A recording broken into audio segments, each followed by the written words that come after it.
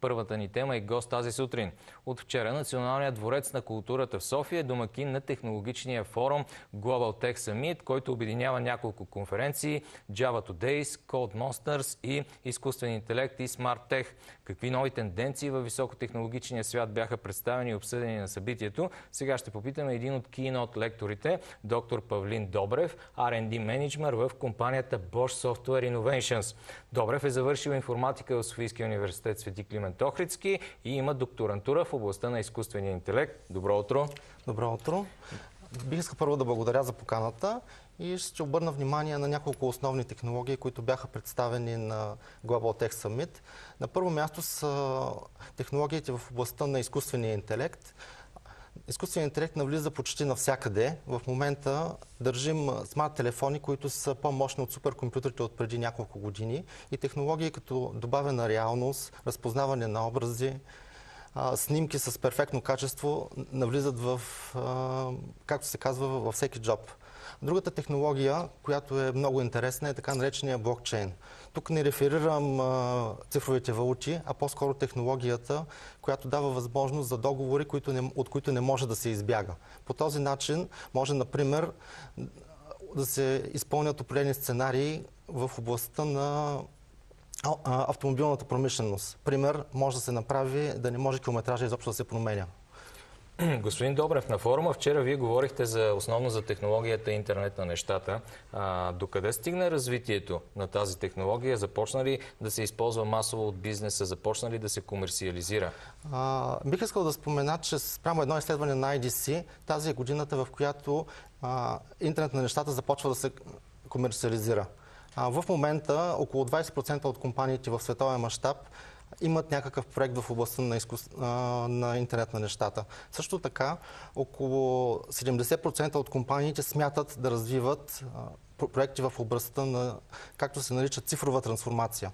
Защото един бизнес не е само директно продажба на стоки на клиента. В момента все повече и повече се добавя виртуалната му част. И много често, дори при липса на физически магазини, се получава много по-голям оборот през именно виртуалното усещане за самия бизнес. Дайте пример за това как интернет на нещата навлиза в ежедневието на хората. Дайте пример за свързани уреди.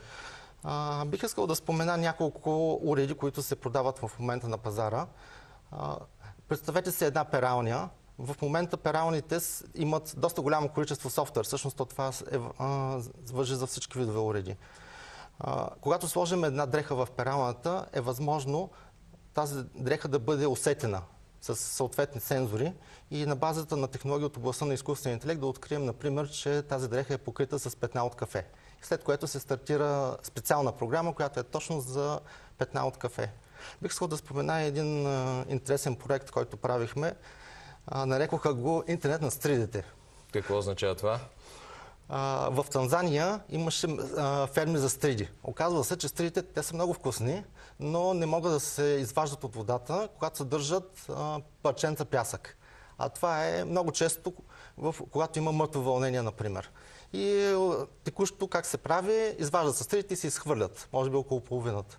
Добавяйки сензори във водата и интернет на нещата, съответно може да се предположи дали наистина има частици пясък и тогава всички стриди, които се изваждат, съответно стават за ядене. Колегите бяха много доволни, че ходиха до Австралия през зимата. Съответно за... Да. Как вървят в световен мащаб продажбите на свързани уреди? Не мога да кажа като за целия пазар, но мога да кажа, че Bosch през 2017 година е добавил повече от 10 милиона свързани уреда. В момента над 40 милиона сме продали.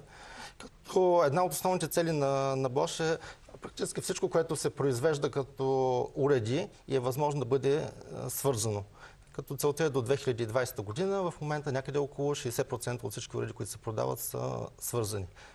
Господин Добрев, в момента има над 450 различни технологии в света, обединени под шапката интернет на нещата. До какви проблеми води това, тази фрагментация?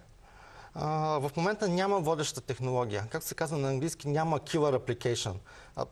Когато дадена компания се опитва да си намери бизнес модела, тя просто прави поредната нова технология. Може би в един момент големите играчи на пазара ще успеят с собствени платформи.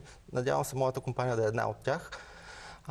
Но тази фрагментация пречи, както и всяка друга фрагментация. А в момента интернет на нещата се разработва както от големите технологични гиганти, така и от десетки, може би дори стотици по-малки фирми. Очаквате ли да се засили тенденцията за сливания и придобивания в сектора? В момента все още има огромно количество сливания и придобивания. Факт е, че стартъпите, както ги наричаме, са иновациите, компаниите, които носят новото.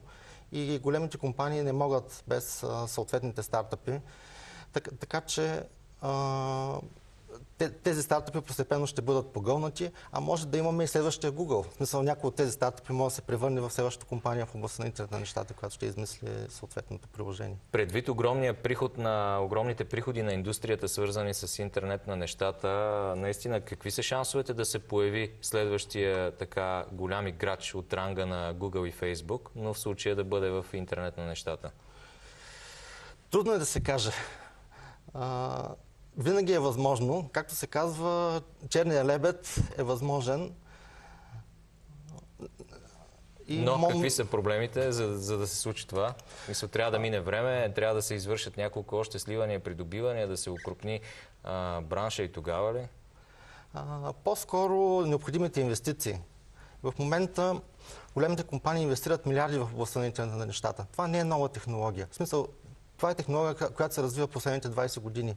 Трудно може, как да се каже, една гаражна фирма, както сме свикнали да наричаме стартъпите, да разработи идея, която да отиде без милиардните инвестиции.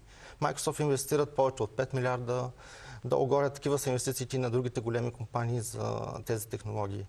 Но винаги може една идея, както се случи с Google, както се случи с Yahoo и с другите компании, да промени пазара.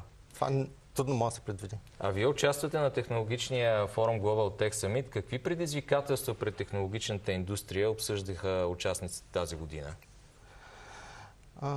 Предизвикателствата са основно в две насоки. От едната страна е липсата на кадри, не само в България, в световен мащаб, а от друга навлизането на нови технологии. Технологиите сравнително трудно се обучават нови хора. И по този начин се налага, както се казва, учене през целия живот на един софтуерен инженер. Като излезе от висшето образование, много трудно той може да се включи директно в проект. Вие как се справяте с липсата на кадри в компанията? От една страна се опитваме да агитираме млади хора директно от университета, от друга имаме партньорства с отделни компании, които участват в нашите проекти. И когато имаме нов проект, се обръщаме към нашите партньорски компании и го изпълняваме заедно. А от Българската асоциация на софтуерни компании представиха вчера едно проучване, свързано с нагласите на българите, които живеят и работят в чужбина, нагласите за евентуално завръщане в България. Вие имате ли такива примери при вас? Имаме няколко много добри примери, като те са основно в две насоки. От една страна колеги, които са учили в чужбина, завършили са висшето си образование в чужбина и непосредствено след завършване на висшето си образование се връщат в България. От друга страна, колеги, които са излезли в 90 и някоя година, когато беше голямата криза, и аз се говорих с една колежка скоро, преди да я наемем на работа, и тя каза, че в момента е на етап, където трябва да реши дали да остане завинаги в Щатите или да се върне в България. Радвам се, че избра да се върне в България. Добре. Кои са най-важните тенденции, събития и открития в технологичния свят през 2018 година според вас? Появи ли се някоя нова технология, която има потенциал да преобърне пазара след време? Трудно е да се каже, че има нова технология, която ще преобърне пазара, но това, което е интересно, е именно навлизането на технологиите в областта на изкуствения интелект. Ние виждаме вече виртуални асистенти. Google представиха асистент, който директно може да ви направи поръчка в фризьорския салон, без намесата на съответно човек. Говорим вече на естествен език с компютъра. Имаме виртуална реалност. Всякакви технологии в областта на изкуствения интелект са много нови. Другото е свързаността. Ако се представите един град, той може да го представите като сензорна мрежа, Имам в момента сензори навсякъде. Вие виждате на табелите след колко време идва съответно даден автобус. Google ви отбелязва, че има съответно задръстване и всичко това се дължи на една огромна сензорна мрежа, която е свързана с съответния град. Споменахте, за градове. От известно време се говори много в общественото пространство за умни къщи, умни домове, умни градове. Как се развиват технологиите в тази сфера? Появи ли се някой глобален играч, който да обедини накуп всичко така по-ценно и интересно, което бе създадено през последните години и да предложи един нов качествен продукт? Бих искал да кажа, че дори това е вредно. Мисля да има монопол в една област, която е вече повече от 20 години се развива, особено в областта на умните къщи. Още преди 20 години можеше да се пуснем отдалечено домакински уред. Или както се шегуваше един колега, винаги се забравя мечията и затова се сложих обен контакт, за да знам съответно от офиса дали съм си изключил съответната кутия. В момента има вече милиони умни къщи. Може да отидете в супермаркета и съответно да си купите умен контакт, да може сравнително лесно през интернет да проверите. Също така самите домакински уреди комуникират помежду си. Един колега се шегуваше, защо ми когато съм в Сингапур да знам, че пералната ми е свършила, но получавам съобщение. Дайте пример за така някакви нови технологии, които тази година навлязоха, свързани с Smart Cities. Нещо правило ли е впечатление? Значи, едно от нещата, които все повече навлиза в областта на Smart City е свързано предимно с мобилността. Под мобилност имам предвид, пример, автоматичното намиране на паркоместа. В момента има множество евтини сензори, които могат да се разположат по съответните паркоместа. Друго, самите коли в голяма степен, благодарение на парктрониците си, могат да получат информация, движейки се, и да подават информация към централни системи. По този начин, чрез сравнително лесна трансформация, един шофьор може да си поиска да получи информация къде се намират съответно паркоместа. Дори тук в София, базирано, както се казва, наборение в бариерата, колко са влезли в паркингите, навлиза съответната технология. Мисля, че колега от Велико Търново се опитваха да го правят в по-широк мащаб с сензори на всяко паркомясто. Така че такива технологии, макар и в експериментален етап, навлизат в България. В някои от големите западноевропейски градове се приемат за даденост. Господин Добрев, разкажете по какви актуални проекти работи вашия екип в София в момента? Какво сте свършили в последните месеци и години? Едно от основните проекти, по-скоро продукти, по които работим, е платформата на Bosch за интернет на нещата. Като казвайки платформа, имам предвид реализация на определени сценарии в областта на интернет на нещата. Пример, най-простият е така наречения цифров близнак. Когато имаш един обект в интернет, който представя реален физически обект, манипулирайки този обект, всичко се отразява на реалния обект. Пример, ако имаш една лампа, ти можеш да я спреш, пуснеш, смениш цвета и така нататък, манипулирайки програмно. Къде намира приложение това? Вече споменахме, например, Smart Home, също Smart City. Характерно по отношение на програмирането е, че абстракциите, които са вътре в алгоритмите, много често имат реално физическо представяне. И когато ти промениш съответната абстракция, съответно това се отразява на реалния физически обект. Именно това е всъщност основното и сърцето на интернет на нещата. Ти манипулираш виртуални обекти, а те намират реално промяна в света около нас, физическия. Други проекти и продукти, по които работите? Разработваме доста проекти, които са свързани с клиентски запитвания. Те са в областта, например, на Индустрия 4.0 или така наречената цифрова трансформация. Разкажете за нея. Бих искал да цитирам едно примерче.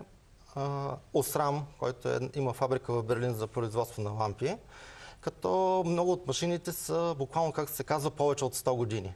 Добавяйки допълнително сензори на съответните машини и използвайки технологии в областта на изкуствения интелект, може да се провери, например, дали има по-голяма вибрация, дали се променя движението на машината и така с алгоритми може да се предвижи кога съответно трябва да се подобри. Директно може да се повика сервизния екип от самата система. По този начин съответно сервизирането многократно се ускорява. Другото е така нареченото интелигентно работно място. Много често на една поточна линия не се произвеждат един и същ вид детайли. И когато се налага се промяна, е сравнително трудно.